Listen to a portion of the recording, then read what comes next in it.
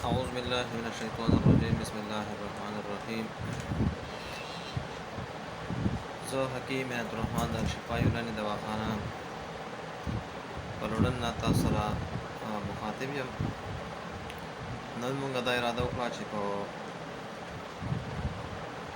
د معدې په یو ټاپک باندې د سټمیج په یو ټاپک باندې یو څو خبرې وکړو. د معدې او د سټمیج خو ډېرې بیمارۍ دي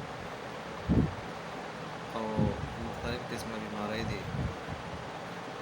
په هغې کې یوه بیماري نن سبا عامه شوې ده چې ډېرو خلک هغوی دا سوچ کوي او دا فکر کوي چې یاره موږ ته لوږه نه لګي، یو دوه درې نوڼۍ وخوري او بیا د هغې نه وروستو د هغوی ته روټۍ چې کوم دی نو ماړه شي، لکه نورې زړه ته روړی نه کېږي. د دې خو اصل وجه چې لرې کول غواړي، اصل سبب چې دی څه دی؟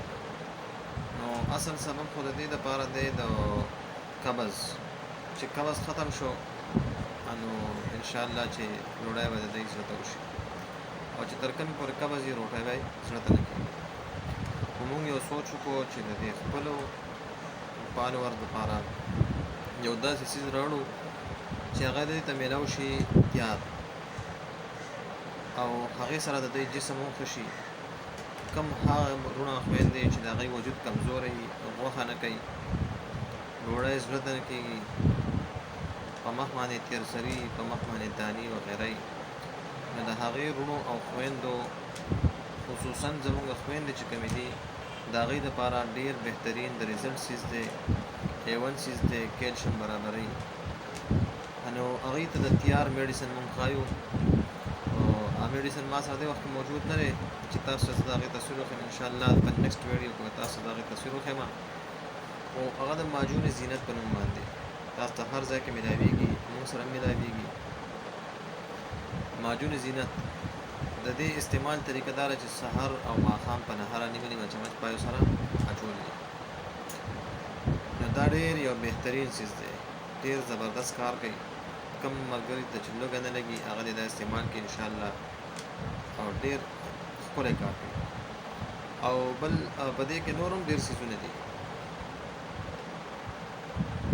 خو دې سره سره د دې داسې کار وکړي هغه مریض که د ده چېرې مثال د معدې څه مسله وه، د ده قبض وه، قبض دپاره د دی د خوا کې د هربل سټور نه بتانکار راواخلي،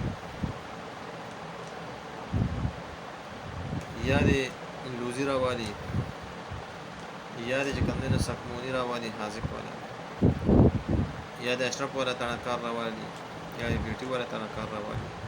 نو ډېر بهترین رزلټ ول انشاءالله ورکړي چې یو میاشت دا استعمال کړي، د خپل وزن دې وکړي، وزن مو سیوا کړي، بدن مو له ښه کړي، رنګ مو له ښه کړي، ډېر زبردست کار وکړي انشاءالله. نو انشاءالله چې کوم وروڼه او خویندې رهنمایي حاصلول غواړي نو هغوی دې زموږ نمبر ځان سره ولیکي 0315 92 97 149. په دې نمبر دې موږ سره رابطه وکړي. او زموږ دواخانه په پروړن کې الشفا یوناني دواخانه په پروړن کې موجود ده. هر ټایم انشاءالله موږ حاضر یو ستاسو خدمت دپاره. چې څه قسمه مسله او څه قسمه تکلیف وي نو انشاءالله هر ټایم تاسو ویلی شئ.